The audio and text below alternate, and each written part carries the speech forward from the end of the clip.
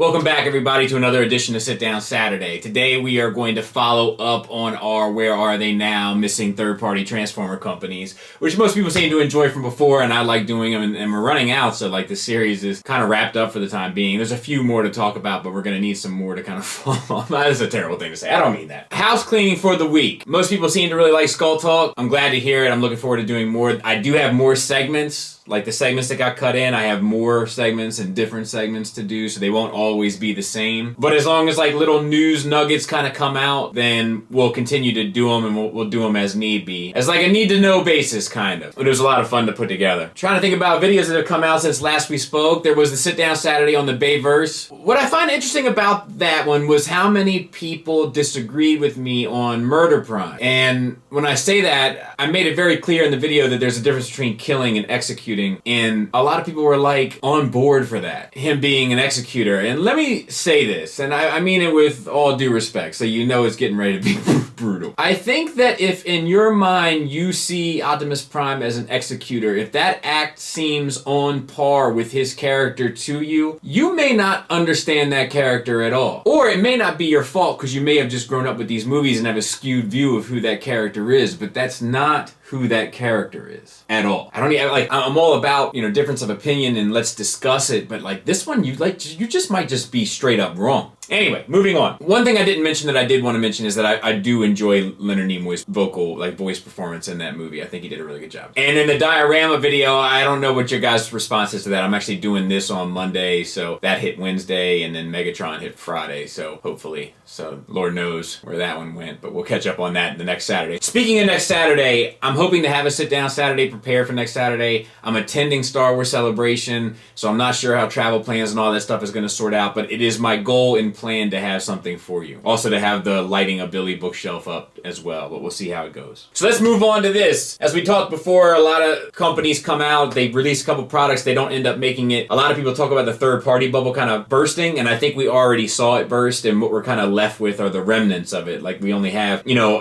a small amount of companies left compared to what it used to be. It was almost every day a new company was popping up. So we're going to talk about this. Just as a heads up, people love to inform me of how much that they know and I don't. Mech Ideas did do an upgrade set for a Jazz with the Shockwave stuff. I just chose not to talk about it. I know, okay? So let's talk about some companies that are no longer with us, and please, they're out there, they're cold, they're starving, they're in need. If you should see them, do something about it. Let's begin.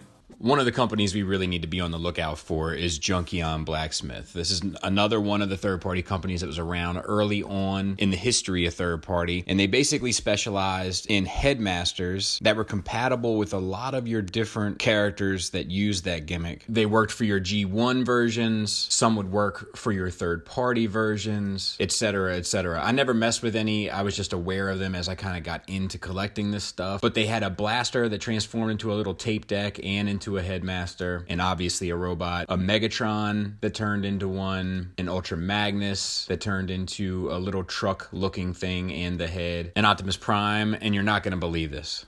I know. Wait, brace yourself. And a black repaint of the Optimus Prime. I know it. A Soundwave that transformed into the tape deck, obviously, and then also into a head for a headmaster to use. And they also did a weapons set titled Infinity Warfare, which is apt given the climate at this point so close to endgame, but it was released in 2 colors and was mainly designed to be used with your G1 Predacons. But it's kind of like anything else. You could use it wherever you or your little heart desires. So make sure to be on the lookout for them, and if you see something, say something. Next up on our missing list is Just It Toys, or Just a Toys, or Just I Toys. Never been sure of what it's supposed to be. But they're one of the original third-party companies, and they basically specialize in the world's smallest Transformers stuff. They still have a pretty strong fan base and are sort of beloved. They did a WST of the Dinobots, as well as Blaster and Soundwave. They did a Shockwave, an Astrotrain and Blitzwing, a 6-shot, and the obvious repaint. And it is kind of amazing just how well they were able to do. Now, I know Takara did some as well, but I think that most people kind of compare these and definitely see them on the same playing field. Now, I think that fan base, while passionate, is certainly a smaller niche within the fandom. I'm not sure if they could support the company in sort of the era that we're in now, but keep an eye out. Next up was a pretty heavy hitter, and that's Mech Ideas. They gained a really good reputation really fast with their release releases of Twin Twist and Topspin, styled after the IDW Wreckers aesthetic. And they were cool little bots. They haven't held up great over time. I still have mine, and their hips are a little weak and take a little trick here and there in order to get them balanced. But they were cool little figures, and they were great for the era. We then got a repaint of these for TFCon exclusives that never really made a whole lot of sense to me. I know there's history to it. I just don't care much about it. And then they released 2 solid offerings after that of Gauntlet and Piston. And I believe Gauntlet caught a fair price. Actually, I think Twin Twist and Topspin did as well on the aftermarket once it was all dried up. It was a company with a really solid reputation and a really promising future. Now, the last release that I remember seeing from them before they disappeared was of their animated Pipes and Huffer. And then they did a TFCon exclusive, I believe, and maybe it wasn't an exclusive, I can't completely recall, of repainted versions in Mario and Luigi Deco. I know a lot of animated fans were pretty happy about that. I didn't care, but I thought it was interesting that they were going that route. The next thing I remember hearing was that they were getting absorbed by Mastermind Creations, and then I don't really remember seeing a whole bunch from them ever again. But they did tease a Lio Kaiser that they were working on. We saw 2 images, one combined in one of the bot heads, and it was going to be titled Pestilence, and then we never really heard about it again. So keep your eyes peeled. Next up is old Daka Toys. Now, you talk about a flash in a pan. There's a lot of history to this figure. This is one of those where I feel like if you were trying to keep a collection that was the most historic third-party releases, this one might want to be in that collection.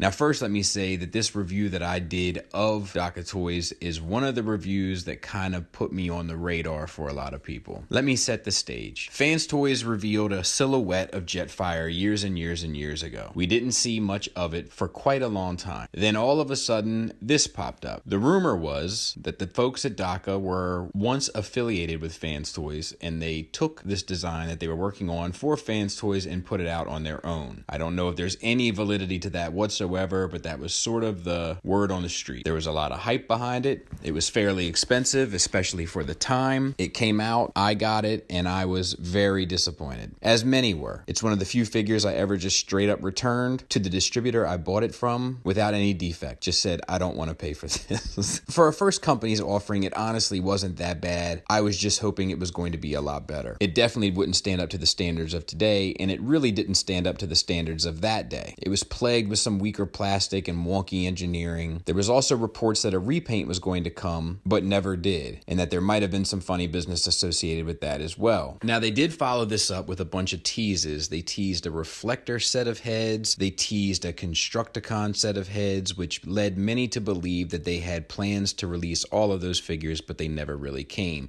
What they did release were some hands and an MP10 upgrade head, which I think came out and was fairly well received. At any rate, we never heard from Daka Toys again, for better or for worse. So if you see them, contact your local authorities. And for our last missing company that everybody should be on the lookout for, it's Spark Toys. Spark Toys released their War Within series with an Optimus Prime that came out of the gate swinging for the fences. It was an amazing release, incredible paint, incredible detail, incredible build, incredible sculpt, just on the money in every way conceivable. I feared that they might be a one-trick pony, but their Megatron came shortly behind it, and while maybe not quite as good, definitely one to remember. A very strong sophomore release, and definitely, while being slightly weaker than their previous, did nothing to tarnish their reputation. In my book, they were 2 for 2. Now, around this time, I began hearing rumors that suggested this company was not necessarily new to the toy game, that they had perhaps been around once before, and that you might recognize their work in another third-party offering. Now, I'm not going to say what that third-party offering is, because I don't want to gossip. So we're just going to let it be nameless. We're not going to pay too much attention to it, but you might know what it is. You might not. You never know. I mean, it's all up to one's own experiences, right? But it would make a lot of sense because that was a great release as well. Now, the third piece that they teased was a Grimlock from the War Within series. And unfortunately, it still has not seen the light of day. I don't even know if we've seen anything past the CAD files, which is a bummer because it really looked like it was going to be on the same level as the previous 2, and this is a company that should be here. We'd be better off with it still kind of in the ether. So this is one I really want everybody out there to pay special close attention to, and if you happen to see them or find them, make sure you light a path for them to find their way home.